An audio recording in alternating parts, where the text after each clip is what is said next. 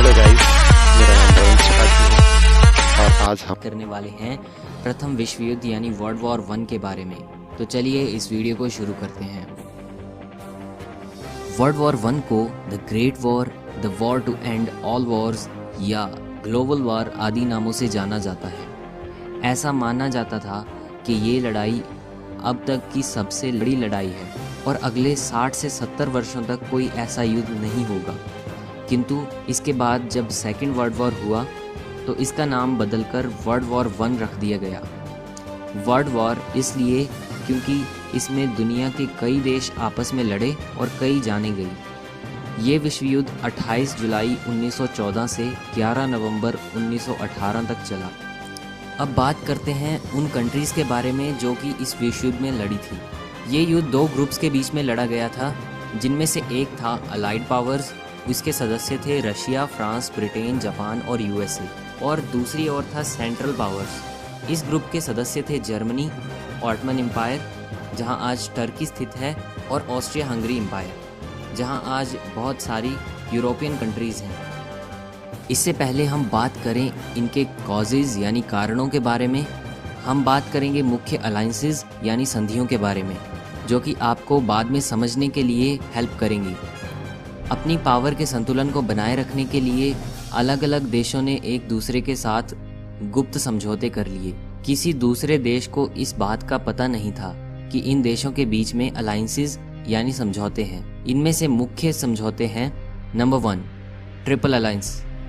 ये Germany, Austria Hungary और Italy के बीच में 1882 ईस्वी में हुआ था, जिसके अनुसार अगर कोई देश इनमें से किसी एक पर हमला करता है तो तीनों मिलकर उसका डिफेंस करेंगे। Number 2 triple entente. ये 1907 में फ्रांस, ब्रिटेन और रशिया के बीच में हुआ था। पहले 1904 में ब्रिटेन और फ्रांस का एक समझौता हुआ जिसे एंटॉन्ट कोर्डियाल कहते हैं, और 1907 में जब रशिया का समझौता इनसे हुआ तो ये ट्रिपल एंटॉन्ट बन गया। बात करते हैं युद्ध के कारणों के बारे में, तो सबसे पहले पर है अलायंसेस यानी संधियां। हम अभी इनके बारे में बात कर चुके हैं। इसके कारण भी कई देशों ने युद्ध में हिस्सा लिया। नंबर 2 पर है मिलिट्रिज्म। हर देश अपने आप को अधिक शक्तिशाली सिद्ध करने के लिए नए नए हथियार, नए नए टैंक, मशीन गन्स और बड़ी और अधिक शक्तिशाली सेना व जहाज बनाने की दौड़ में लगे थे। इन सभी चीज़ों में ब्रिटेन और जर्मनी सबसे आगे थे। वहाँ इंडस्ट्रियल रिवॉल्यूशन काफ़ी तेज़ी से फैल रहा था। इसी दौड़ में अपने आप को सबसे आगे रखने के लिए सभी देशों ने अपनी अपनी शक्तियों का प्रयोग किया और ये वर्ल्ड वॉर का मुख्य कारण बना। नंबर 3 पर है इम्पेरियलिज्म यानी साम्राज्यवाद। साधारण शब्दों में कहें तो उस समय के पश्चिमी यूरोप के देश चाहते थे कि वह दूसरे देशों पर अपना राज करके अपनी मैन पावर यानी आर्मी और सभी रिसोर्सेज को बढ़ाएं। ब्रिटेन इस मामले में सबसे आगे था, जिसने भारत को भी अपने अधीन कर लिया था। एक समय में तो ब्रिटेन 25% दुनिया पर अपना राज कर चुका था। इसमें सभी यूरोपियन देशों ने अफ्रीका पर कब्जा करना शुरू कर दिया क्योंकि ये एरिया में काफ़ी बड़ा था। Death of archduke Franz Ferdinand 28 जून 1914। इस घटना का वर्ल्ड वॉर से बहुत ज़्यादा संबंध है।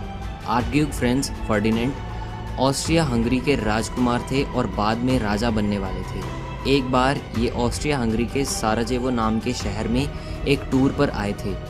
साराजेवो शहर अब बोस्निया में है। यहाँ पर ब्लैक हैंड नाम की एक ऑर्गेनाइजेशन ने इन पर हमला किया और उसी ऑर्गेनाइजेशन के एक आदमी ने इनकी गोली मारकर हत्या कर दी। अब प्रिंस की मौत के बाद लोग भड़क उठे और सर्बिया को धमकी देने लगे, क्योंकि सर्बिया बोस्निया के पास का एक देश है जहाँ के अधिकारियों ने बोस्निया के प्रिंस को मरवाकर बोस्निया को आज़ाद करवाने की साजिश रची थी। जुलाई क्राइसिस। ऑस्ट्रिया हंगरी ने बिना युद्ध किए सर्बिया को अपने हवाले होने के लिए कहा। सर्बिया ने रशिया से मदद मांगी क्योंकि इन दोनों देशों में स्लाविक लोग रहते थे और रशिया पहले से ही इस बात में इंटरफेयर करना चाहता था। अब ऑस्ट्रिया हंगरी ने जर्मनी से मदद मांगी क्योंकि इन दोनों में 1882 ईस्वी में एक संधि हुई थी, जिसके बारे में हम वीडियो में पहले ही शुरुआत में बात कर चुके हैं। जर्मनी ने भी ऑस्ट्रिया हंगरी को सपोर्ट किया। इसे जुलाई क्राइसिस भी कहते हैं क्योंकि ये सब 28 जून को प्रिंस की मौत के बाद जुलाई महीने में हुआ था। War declared. ऑस्ट्रिया हंगरी और जर्मनी ने सर्बिया पर युद्ध करने की घोषणा कर दी। उसके बाद रशिया ने जर्मनी पर युद्ध करने की घोषणा कर दी और कुछ ही दिन बाद फ्रांस ने भी जर्मनी पर युद्ध करने की घोषणा कर दी, क्योंकि रशिया और फ्रांस ने भी एक संधि की थी जो थी ट्रिपल एंटॉन। अगर आपको याद हो तो हम पहले इसके बारे में बात कर चुके हैं। पर इटली, जो कि यहाँ पर ऑस्ट्रिया हंगरी और जर्मनी के साथ एक संधि में बंधा हुआ था, उसने ये कहकर अपना दल बदल लिया कि उसका समझौता केवल डिफेंस के लिए जर्मनी और ऑस्ट्रिया हंगरी के साथ हुआ था, ना कि अटैक करने के लिए। और युद्ध के शुरुआती कुछ महीनों से ही ट्रिपल एंटॉन की ओर से लड़ना शुरू कर दिया। अब जुलाई क्राइसिस के बाद अगस्त 1914 में युद्ध की शुरुआत हुई। सबसे पहले जर्मनी ने फ्रांस पर अटैक किया, क्योंकि रशिया की आर्मी और रिसोर्सेज ज़्यादा थे और वे फ्रांस को पहले रास्ते से हटाना चाहते थे, बाद में वे रशिया पर अटैक करना चाहते थे। इसके लिए उन्होंने बेल्जियम का रूट चुना और फ्रांस पर अटैक किया।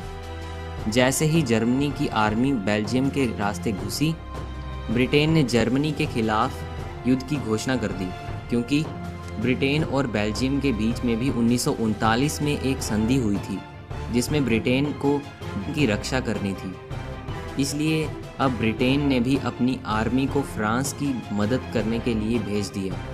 जर्मनी फ्रांस में घुसने में तो सफल हुआ, लेकिन फ्रांस को हरा नहीं पाया, क्योंकि ब्रिटेन ने आकर फ्रांस को सपोर्ट किया। और दूसरी ओर ईस्ट में जर्मनी ने रशिया के लगभग 3 लाख सैनिकों को मारकर उसे पछाड़ दिया। उसके बाद ऑटमन एम्पायर ने रशिया पर 29 अक्टूबर 1914 में अटैक किया, क्योंकि ये दोनों बहुत पुराने दुश्मन थे और एक दूसरे पर कंट्रोल करना चाहते थे। इसका दूसरा कारण ये भी है कि रशिया जिस समुद्री रूट से दुनिया के साथ जुड़ा हुआ था, वो ऑटमन एम्पायर के पास डार्डेनल स्टेट्स की ओर से जाता था। आप इस मैप में देख सकते हैं कि ये रूट रशिया का मेन ट्रेड रूट है। तो रशिया चाहता था कि ऑटमन एम्पायर उसके रास्ते में कोई बाधा ना डाले, इसलिए ये दोनों आपस में एक दूसरे के खिलाफ युद्ध में उतरे। उसके बाद ऑटमन एम्पायर ने स्यूज कैनाल पर हमला कर दिया, क्योंकि ब्रिटिश और इंडिया जोड़ने वाली ये एक मुख्य कड़ी थी। हालांकि बाद में इसे बचा लिया गया। लगभग 3 साल तक न जर्मनी आगे बढ़ा न फ्रांस। उस समय लड़ाई ट्रेंचेस में होती थी। ये ज़मीन के अंदर निकाली गई नालियों जैसी जगहें होती हैं जहां सैनिक गोलियां चलाते हैं, और ये डिफेंस में भी काफ़ी काम आती है। सैनिक अपना बहुत सारा समय यहीं पर गुजारते थे। बैटल ऑफ सोम ये 1 जुलाई 1916 से 18 नवंबर 1916 तक चला। इसमें अलाइड पावर्स के एक दिन में 80,000 सैनिक मारे गए, जिनमें से ज़्यादातर ब्रिटेन के थे। फ्रांस और ब्रिटेन ने अफ्रीका में जर्मनी की कॉलोनीज़ पर हमला कर दिया। वहीं दूसरी ओर जापान ने भी माइक्रोनेशिया और चाइना में जर्मनी की कुछ कॉलोनीज़ पर हमला कर दिया। जापान युद्ध में ब्रिटेन और उसके बीच हुई एक संधि के कारण कूद पड़ा। ब्लैक सी में ऑटमन शिप्स ने रशिया के कुछ बंदरगाहों पर हमला करना शुरू कर दिया। टर्की यानी ऑटमन एम्पायर के गैलीपोली शहर पर ऑस्ट्रेलिया और न्यूजीलैंड की आर्मी ने हमला कर दिया। इस आर्मी को एंजैक भी कहते हैं, पर इसे पूरी सफलता नहीं मिली।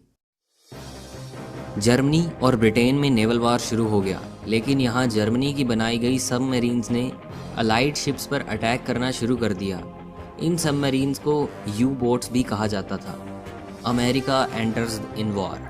पहले तो जर्मनी अलाइड शिप्स पर ही अटैक करता था, लेकिन बाद में जर्मनी ने पैसेंजर शिप्स पर भी अटैक करना शुरू कर दिया, जिसमें आम लोग अमेरिका से यूरोप जाते थे।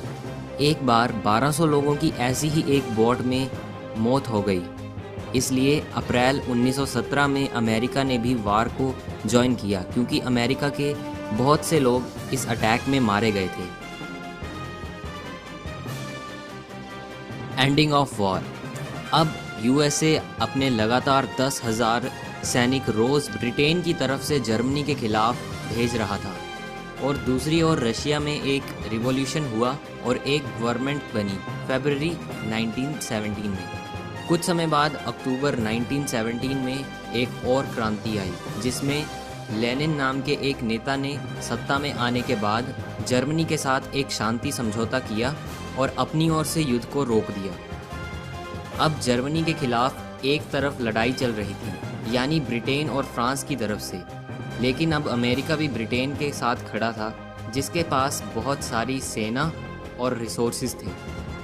अब अंत में अलाइड पावर्स की आर्मी ने हर तरफ से हमला जारी रखा और सेंट्रल पावर्स यानी जर्मनी, ऑटोमन एम्पायर और ऑस्ट्रिया हंगरी को हरा दिया और 11 नवंबर 1918 को सुबह 11 बजे जर्मनी के युद्ध विराम समझौते पर साइन करवा लिए। अगले साल 28 जून 1919 को ट्रीटी ऑफ वर्सलिस फाइनल हुआ। इसके अकॉर्डिंग बहुत सी इसकी शर्तें थी, जिसमें जर्मनी को इस युद्ध का दोषी ठहराया गया और जर्मनी को बहुत सारा फाइन देना पड़ा। जर्मनी बहुत सालों तक ये फाइन ख़त्म नहीं कर पाया। अभी 2010 में जर्मनी इस फाइन को चुका पाया है और बहुत सी कंट्रीज़ पे बहुत सारा कर्जा आ गया, जिससे उनकी आर्थिक स्थिति बहुत ज़्यादा बिगड़ गई। अब बात करते हैं रिजल्ट्स की। बहुत से एम्पायर्स ख़त्म हुए, जैसे Germany empire, Austria Hungary empire, Russian empire, Ottoman empire. Number 2, बहुत से नए देश बने, जैसे ऑस्ट्रिया हंगरी, यूगोस्लाविया और बहुत सारे ऐसी कंट्रीज़ जो कि ऑस्ट्रिया हंगरी किंगडम के अंडर आती थी। इसके अलावा Poland, England, Estonia, Latvia, Lithuania जैसी बहुत सी कंट्रीज़ इंडिपेंडेंट हुई। नंबर 3, लड़ाई के दौरान 17 मिलियन लोग मारे गए। नंबर 4, कई बीमारियां फैलने के बाद इससे 50 मिलियन लोग मारे गए।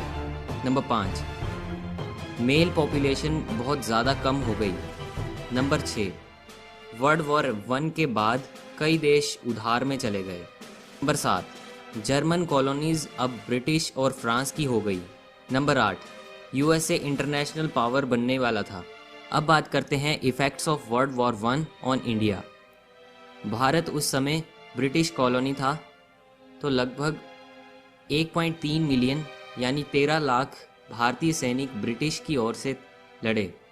लगभग 50,000 सैनिक मारे गए और इसके लिए ही इंडिया गेट मेमोरियल बनाया गया है।